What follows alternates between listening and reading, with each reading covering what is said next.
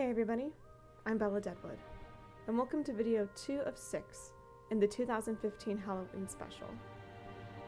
This video will be all about the Let's Not Meet section in Reddit. I realize this isn't really any different from my regular videos, as most of them have been Let's Not Meet videos with one or two other kinds sprinkled in. The reason this one is sectioned off from the others is so that it's in an easier to digest format. I figured 10 to 15 minutes would be a little easier on you guys rather than 1 hour-long video. However, a playlist will be made so that you could listen to it in that hour-long format if you like. With all that out of the way, I won't keep you any longer from 5 Let's Not Meet stories for you to enjoy.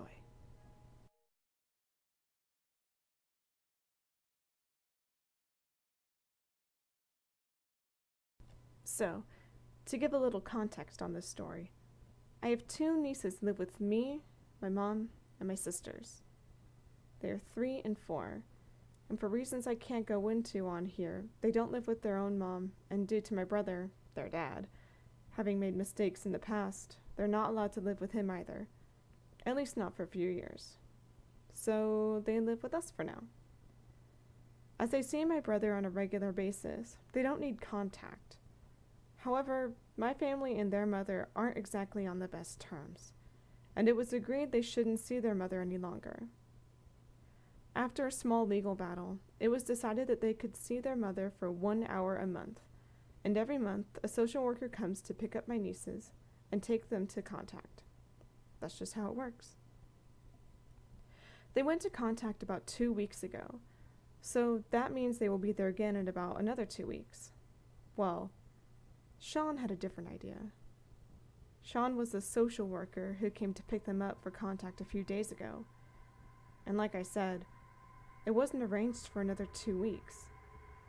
At the time, only me and one other person were at home. At first, it didn't seem suspicious that he had come to pick them up for contact, as me and the other person didn't know much about the situation as it was constantly changing. But they couldn't go because one was at school and the other was out with other members of our family. About 5 minutes after Sean left, I got a call from my mom, who was taking my sister to hospital after hurting her arm. When I told her about Sean coming to pick them up, she explained there was no contact arranged, and that she didn't know anything about it. I got a pretty bad feeling from this, and so did my mom. She rang social services, who handle all this stuff, and it turns out that they didn't know anything about the guy who came to pick my nieces up. As soon as I realized this, I ran to my niece's school to make sure I was there to get her, and that I knew she was safe and with me. And I also rang my family, who my other niece was with, and described the man to them, and told them not to let my niece go with them under any circumstances. Both of my nieces are safe now, and there seems to be no problem. This was just 3 days ago. We've heard nothing from the social worker or social services since then regarding the incident. So, creepy social worker who came to take my nieces? Let's not meet again.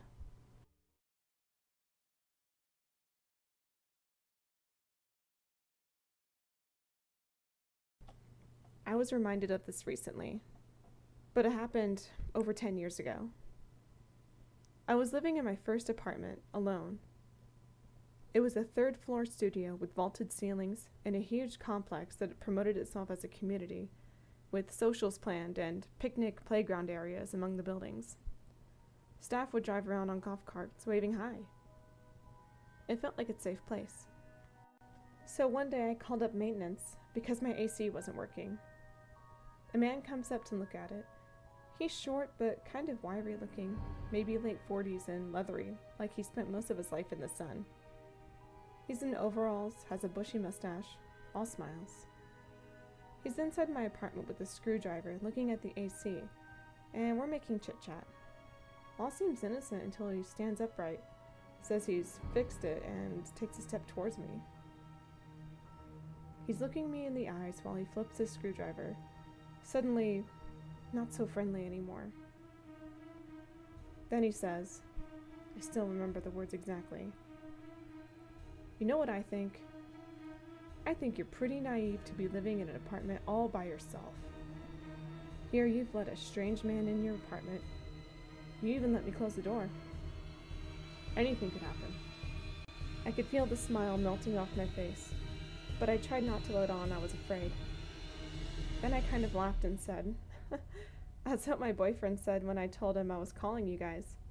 He insisted he'd come over. He'll be here any second, and you guys have already finished. You'll probably run into him on the stairwell." At that, he left abruptly and I locked the deadbolt after him. I lied about my boyfriend coming over, but immediately called him to make it almost the truth. At the time, I thought I was just overreacting and didn't mention it to anyone. Looking back 10 years later, I realized just how sinister what he was saying was.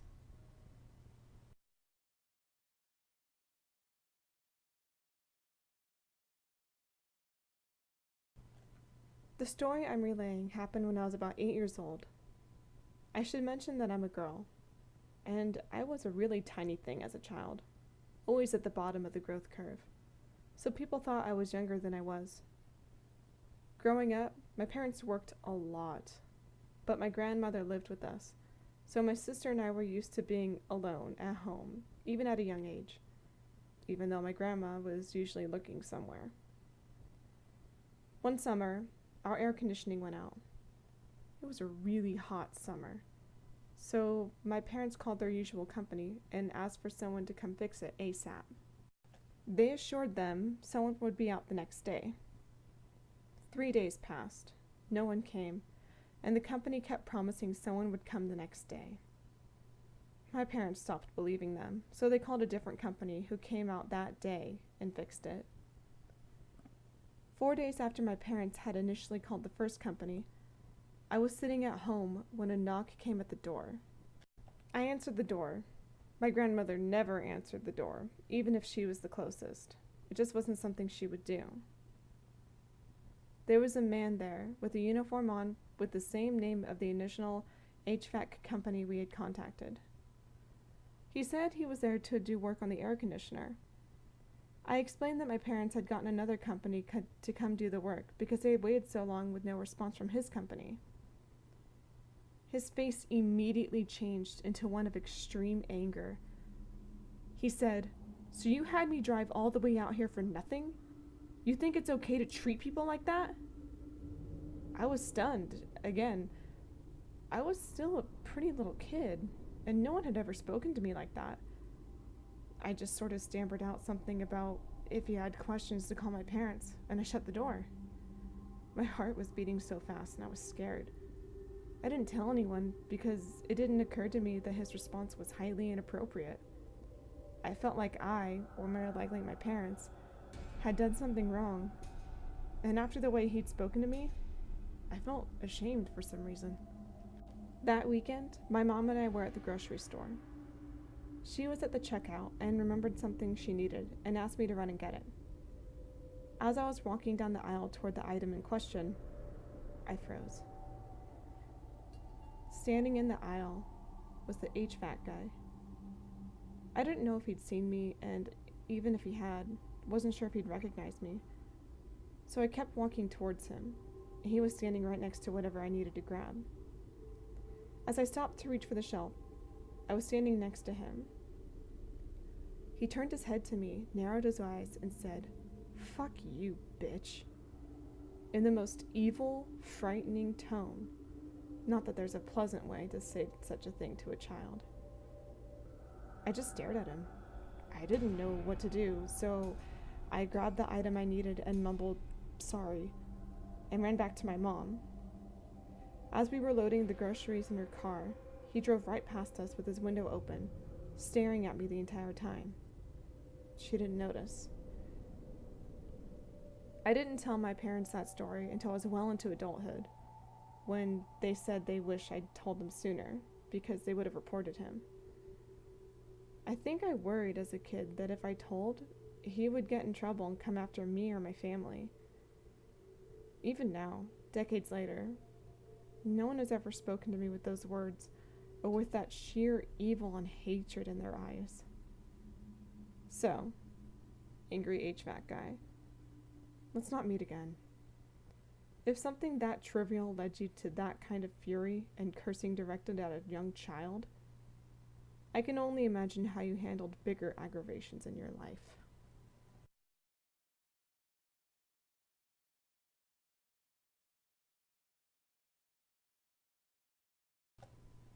This took place 4 years ago, when I was a new nurse. I live in Sweden, and I'll take a moment to explain what my job was like. On evenings, nights, and weekends, there's a phone number that people can call and ask for medical advice. And if needed, a nurse can be sent out to have a look and do easier tasks, such as stitching, dressing a wound, listening to lungs, etc. And if needed, I can send the person to the hospital. It's to help those who need medical care, but not desperately enough to need to go to the emergency. One night, I was asked to go to an address and see an old lady who had fallen earlier that day and needed someone to check in on her since she lived alone. Easy enough, I thought. I was given the strangest directions to find the address, such as turn left when you see a stone that looks like a badger. It's an understatement to say that this place was in the middle of nowhere. It took me almost an hour to get there, the snow and ice on the road making it more difficult. Normally we work in pairs, but it was a busy night, and this seemed like an easy job to do on your own, so my coworker and I decided to split to save time. As I approached the house, a small wooden cottage with no other houses in sight, I got the feeling I was being watched. If I had just trusted my instincts and turned around, it would have saved me so many problems. But I didn't. There was no doorbell, and the door was open, so I stepped inside shouting, "It's the nurse! I've come to see that you're doing okay, Mrs. K." There was no answer, and I couldn't find the light switch, so I took out my mobile phone and used it as a flashlight. The place smelled like cat urine and mold, and I wondered if the old lady hadn't heard me, and if I would scare her half to death, showing up in the darkness of her home. Then, suddenly, I heard the door shut behind me, and instinctively knew it wasn't the old lady who snuck up on me. "Don't be scared, dear," I hear a woman's voice from somewhere close by. I turn around and see a man behind me, thin and tall, and with the haunted stare of an abstinent druggie in his eyes. Fuck, I thought. I had been warned about things like this. It's common knowledge that we carry morphine and other goodies. I'll hand it over if it comes to that, not worth fighting him for a few milliliters of morphine, or Stesolid, or whatever it is he wants. As calmly as I can, I look him in the eyes and say, "Is she your mother? I heard she had a fall today, and I need to check her for signs of concussion." With that, I spun around and went over to the old lady, looking scared and regretful, where she was curled up on the corner of a small sofa in the cold, dark kitchen. The man said nothing, but stared at me with hostile eyes as I grabbed my bag and got out the little light I used to check the old lady's pupils. I take my time examining her and try to come up with a plan of action. The man is blocking the only door out, and between him and myself there is a kitchen table, a large bread knife within his reach. I gasp for air and pretend to have noticed something wrong with the old lady. "Oh, please don't be alarmed, Mrs. K, but I think I need to get you to the hospital tonight." I lied in my best good nurse voice. I planned to pretend to phone the ambulance, but instead phoned the police. Then I turned to the man, pretending not to notice him staring at my bag, shaking with abstinence. "Please come here and sit with your mother while I call the ambulance." "No signal here, love," he smiles and comes closer, eyeing the knife on the table. I realize it might take a long time before my coworker starts to miss me, and when she does, she won't know exactly where I am. If I was going to get out of this mess, I would have to come up with a solution myself. No one was going to come save me. "Is he your son?" I asked the woman. "He takes my pain medication from me," she sobs, "and my pension. I'm sorry, he scares me." I look again at the bump on her forehead and realize it's not from a fall, but from a punch. So he's violent then, I thought to myself. It seemed that the smartest thing to do was to give him all the drugs I had on me and hope he would be happy with that and let me go. But then, what if he feared I would call the cops now that I knew who he was? "Give me your car keys and the bag," he says, a sly smile dancing on his thin lips. "No, I can give you something for the abstinence, but then I need to go see my other patients. I'm running late," I replied, trying to make it sound like others were waiting for me to arrive. "I don't think you will have any more patients tonight." He was holding the knife in one hand, the sharp end up. He held it like he knew how to use it. People who threaten you with a knife, but have no experience using one, will often hold it high, but with the sharp point downwards. If you know what you are doing and aim for maximum damage, you point it up. This was a red flag for me. Two thoughts ran through my mind at this point. He is a violent, unpredictable druggie, and might want to kill me and the old lady.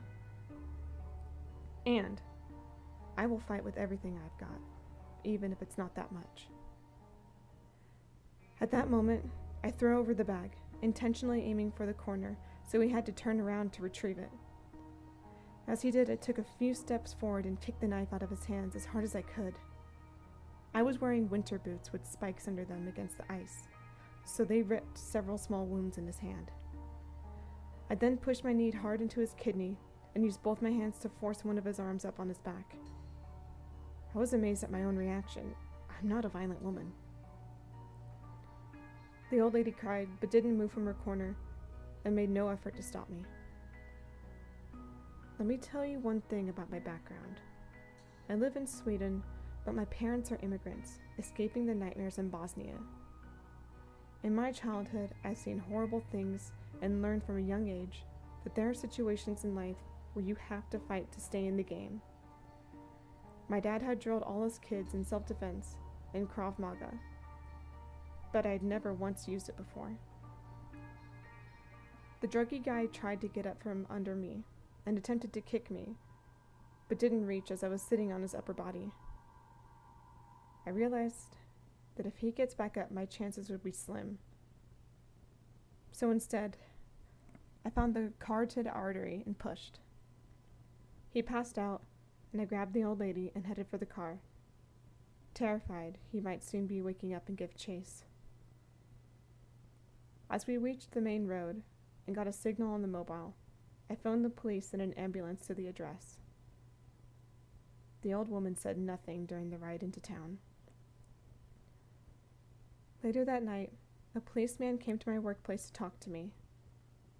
It turned out that the druggie was well known to them. He had just served a sentence for killing a man, jumping on his head while he was out cold. Creepy druggie guy. Let's never meet again.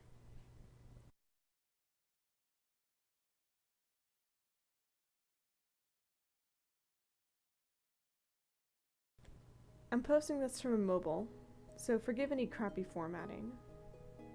Also, I'm going to try to keep the story straight and to the point. It's usually quite long, and there's a whole other side to it that ends up with me quitting my full-time job and stuff, but I feel like that quickly became too difficult to follow without actually being familiar with everyone involved. So maybe I will add it on if anyone is interested. I hate long introductions, so here's some quick background info on the encounter that happened to me a few years ago. I'm a female, 22, and very petite at the time, and big into the pinup girl look. Jenna, my best friend, was 26 at the time, opened her own pinup or greaser clothing store called G&D with her husband about an hour from where I live. I would work there one night a week alone to help them out. G&D is located in the middle of a 3-store strip mall between 2 stores that had closed for the night. Okay, now for the story. So it was maybe 8 p.m. and I was working at G&D. It was a small store and had no security cameras. I was alone in the store when a man, about 60 years old, came in. He was maybe 5'8" and not fat, but stocky with a full beard. We carried men's and women's clothing, so I didn't think it was strange that a man would come in to shop. I greeted him cheerfully and asked him if I could help him find anything. He said he was just browsing and mentioned how he liked a dress that was on one of the mannequins. It had a leopard print top and a type red pencil skirt bottom. I joked about how it would look great on him. He keeps browsing through the racks, and we're making casual conversation, and he brings up the dress again. He asks what size was on the mannequin and if he could try it on. I was cringing on the inside at how insensitive my joke must have sounded, and felt obligated to be extra sensitive to him from that point on to make sure he felt comfortable shopping with me. The dress was made of fabric similar to women's bathing suits, so I knew it would stretch enough, but it would be a tight squeeze. I showed him a tank top and skirt that I thought he might like as well, and he took the items into the dressing room. After he put the dress on, he shouted from the dressing room that he loved it. I told him to come out and let me see. No one else was in the store, and we had become friendly enough during the visit that it wasn't strange. He comes out of the dressing room with the dress on, and I can see he has a raging boner. I found it pretty strange, but the guy was super nice and didn't give off any creepy vibes other than that. So I decided to ignore it and focus on making the sale. I was genuinely surprised with how well the dress fit him, and it was fairly expensive, so I knew I had to do what I could to sell it.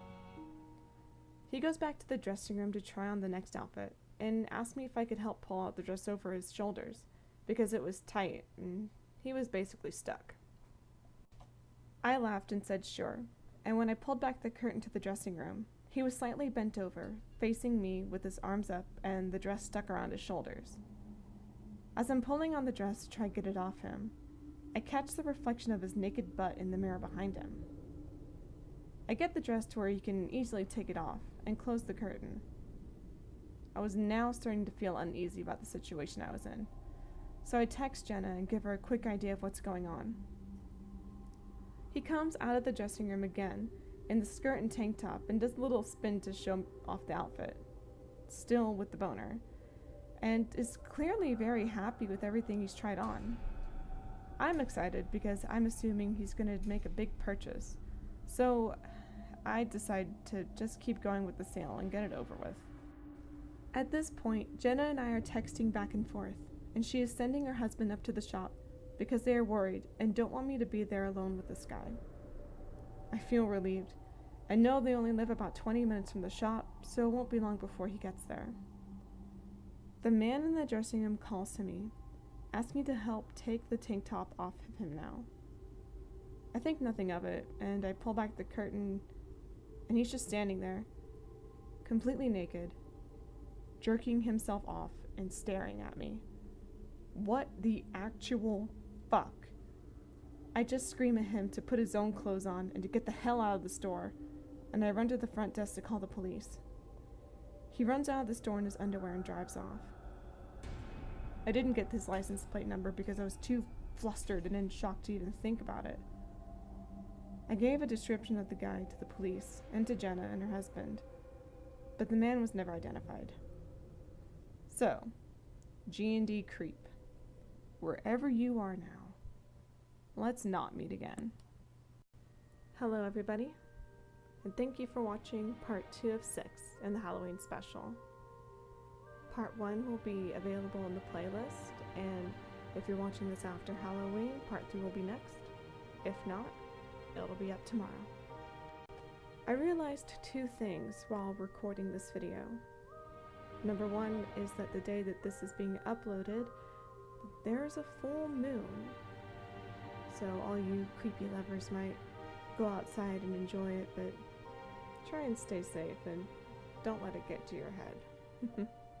The other thing that I realized is that Halloween falls on a Saturday this year, so we will have recordings uploaded from last Sunday to next Sunday. I really do have my work cut out for me.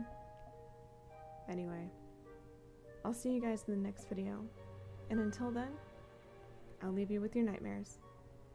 Good night, guys.